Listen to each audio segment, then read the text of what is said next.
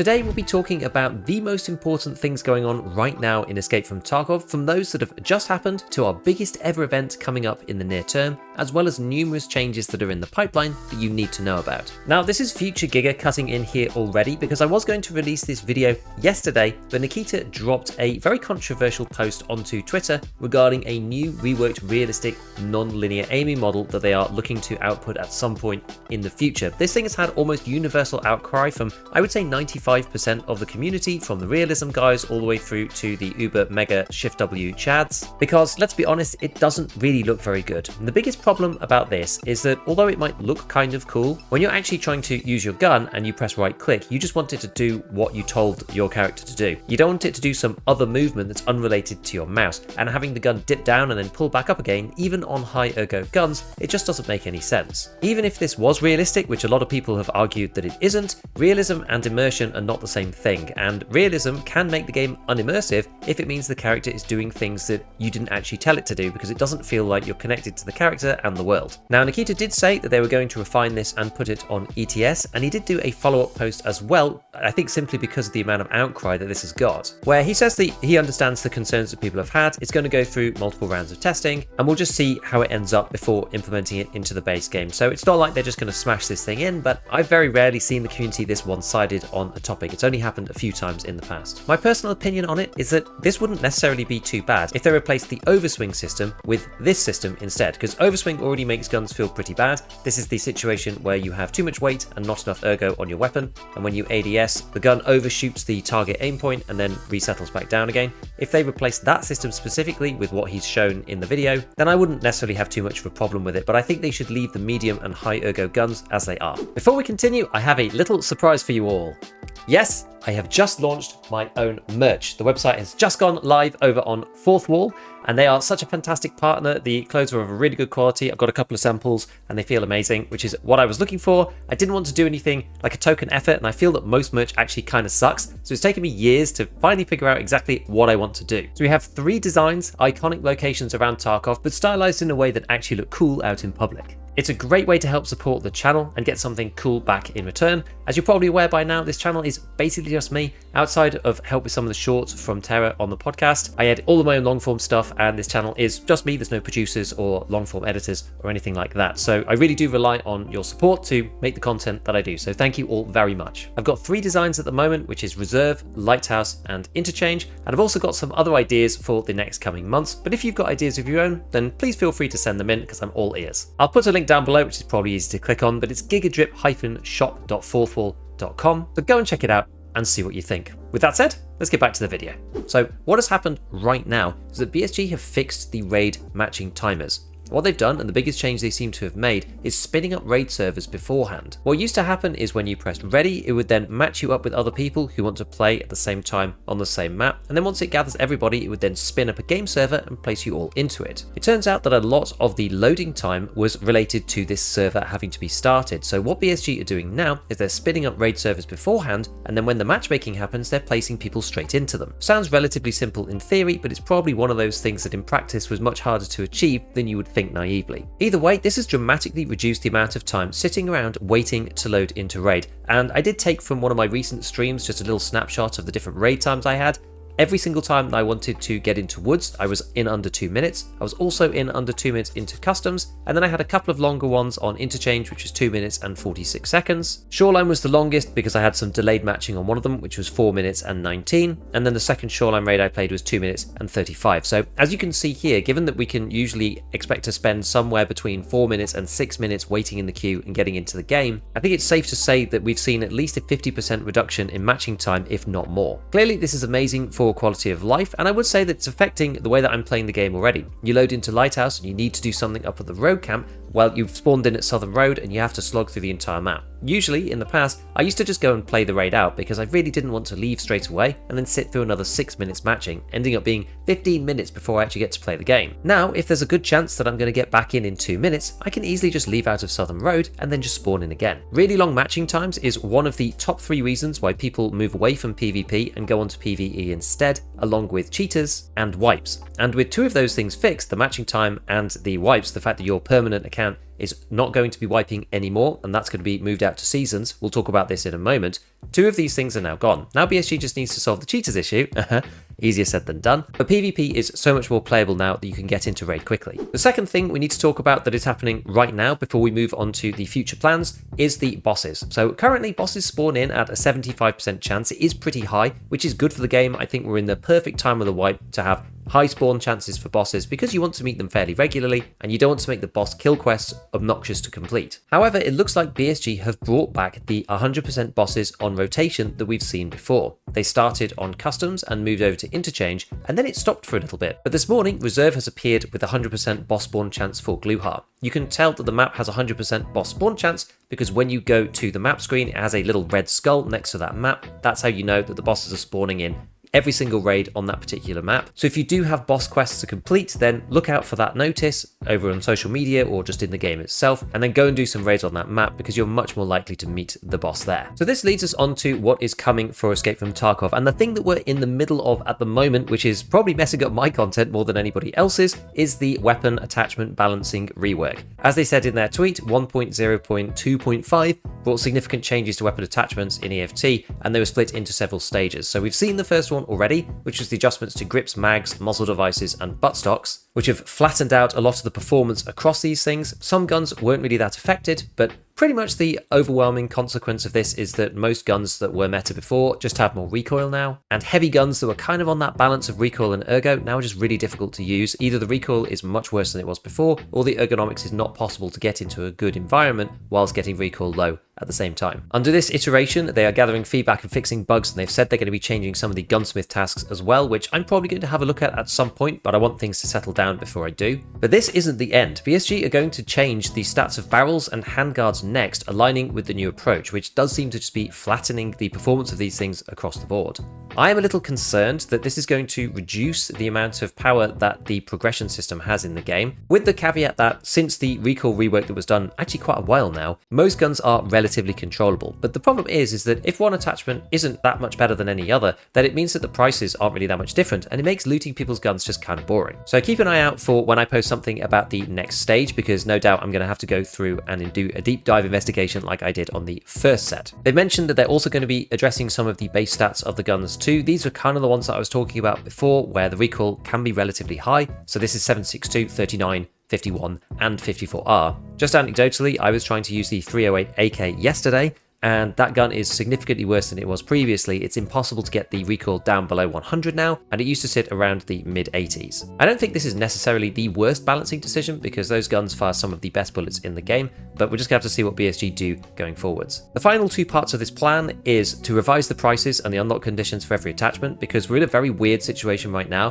where they've changed a lot of the stats, but they haven't changed the prices or when you unlock them. So a weapon attachment can be 4 times more expensive and actually either be worse or exactly the same as something that unlocks earlier and is considerably cheaper. For pistol grips, for example, you can get the PSG Ergo 1, but only shaving off a tiny little bit of ergonomics and a tiny bit of recoil, you could buy alternative grips for about 9,000 rubles. Alongside this, I still don't think BSG have gone far enough to rebalance suppressors versus muzzle devices, and this kind of comes in 2 manifestations, one of which is that suppressors are still just quite good at reducing recoil. You would need a clear gap of 5 or 6 percentage points, I think, before people are going to move over to muzzle brakes. And the second part is about the horrible muzzle flash that you get if you're not using a suppressor. This is one of the main reasons, outside of sound, why people use suppressors in the first place, because once you start shooting with some of the unsuppressed muzzle brakes, you can't see your target through small micro optics. You have to do kind of unholy things and introduce height over bore to try and get that away from your sightline. But BSG have said that they are taking into account feedback regarding the unsuppressed muzzle flash, and they're considering improvements in that area as well. Ideally, they take the brakes and make those really recoil reducing, and they take the flash hiders and make those reduce the flash. That would be logical to me, but we'll see what they do. So next up, we need to talk about the Icebreaker event, which is coming fairly soon. People thought that this was going to be in Q1, but as per Nikita's reply to the official roadmap, this Icebreaker event was moved to Q2, so it isn't coming this month. As he said, it's a really big event, it needs to have more testing and fixes, which is understandable because this boat seems to have about 7 different floors. The map is incredibly detailed, and this is probably going to be the biggest event that we've ever seen in Escape from Tarkov. So far, we've only seen a few teasers, some of video footage, and a few bits of level layout, layout, that kind of thing. And the only details that we've really had so far is seeing Nikita's replies to a couple of people over on Twitter. So Talkie asked him, will Icebreaker have other players in it, or is it versus AI only like Terminal? And he said, yes, you will be able to spawn with a group of up to 3 players, which I don't think really answers the question. It's not sure whether that's PvP specifically for the event, but he did clarify saying that after the event, it will be opened as a regular raid map. So we will be able to get into it in some way. It probably won't just be open in the same way as the normal maps are, but it'll be something akin to Labyrinth would be my expectation,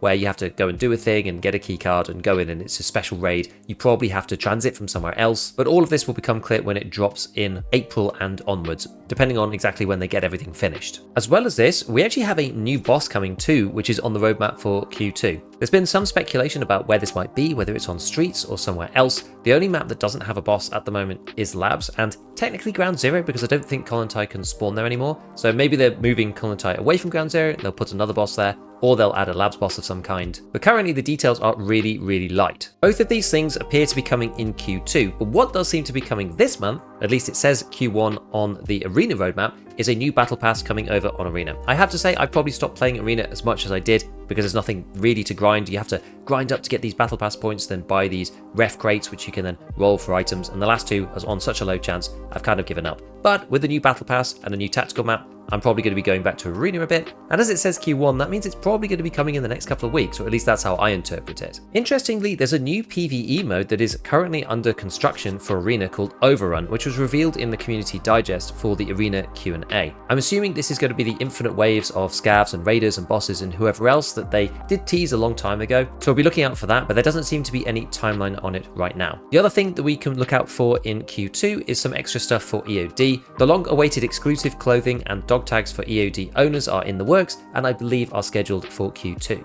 So what comes after this? Well, we have the seasonal system to look forward to in the summer. We don't know exactly when this is going to be, but this is basically our new wipe system. We're going to have our existing PMC, as I said before, which is our permanent account. So the character that we're playing on right now is not going to wipe. You're going to keep all of your stuff, which means you can keep your trophies or everything else. And then we're going to have a separate character when the seasonal system launches, which is going to be the one that resets every season. And it's going to be kind of like things used to be in the old days before 1.0. There's been a lot of speculation and chatter about how exactly this is going to work. And I believe at this point that it's going to be totally separate. I just can't see any other way that it would work with 1.0 characters, because Nikita said there's going to be modifiers and conditions on the seasonal accounts, such as bad weather or radiation, stuff like that, and you wouldn't be able to play on the same map as somebody else who wasn't receiving those conditions because it just wouldn't make sense. So unless they reunify the servers together later on once the season has kind of worked its way through, I don't see these two accounts ever meeting in raid. We have had some questions raised about what this is going to do to the permanent account, whether there'll be enough players, because now we're going to have a lot of different people playing lots of different games. We'll have PvP permanent, we'll have PvP seasonal, we'll have PvE, we'll have arena. That is a lot of different people playing the same game in separate queues. Never mind the fact that the game itself has a bunch of maps and you can play those night and day, and then also the geographical regions around the world. As with most games, seasonal is probably going to have the highest player base between seasonal and non-seasonal, but people might move back to permanent once the season is done. Some big questions that remain with this particular setup is what's going to happen at the end of the season, how do things move over to our permanent account, if they do at all, and exactly how Arena is going to link to all three game modes at once, PvP permanent, PvP seasonal, and PvE.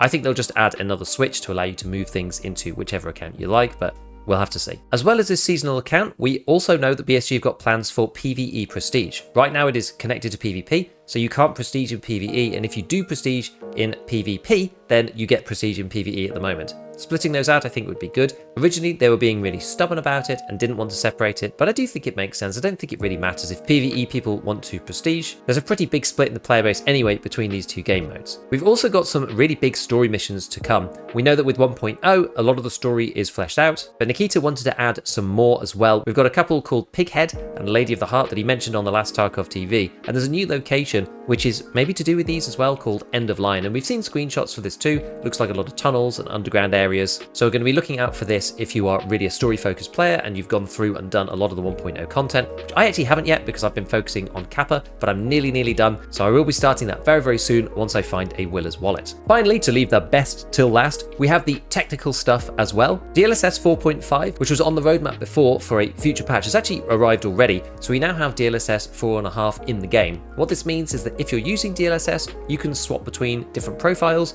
Previously, you could only swap between F, J and K, F being the old model and J and K being the newer 4.0 model. And now the 4.5 models are in there as well, which are presets L and M. I still don't think these are fixed. I've tried quite a lot to use the new DLSS models, and sometimes it seems to be working and sometimes not. I get this weird thing where my scope wiggles around and I still get the blurriness on some scopes, so I'm still using TAA, unfortunately. Despite the fact that I've had lots of people tell me that DLSS is fixed, it clearly isn't in my game, and especially under certain circumstances. For those of us who are not using NVIDIA GPUs, FSR 4 is in the works. Nikita's roadmap, as in his reply to the roadmap, has this on there, so we know that they're working on that, which would be really, really good, because the FSR that we have in the game is like the really old versions of DLSS for NVIDIA, and it just doesn't really work very well. So AMD users are going to rejoice at that.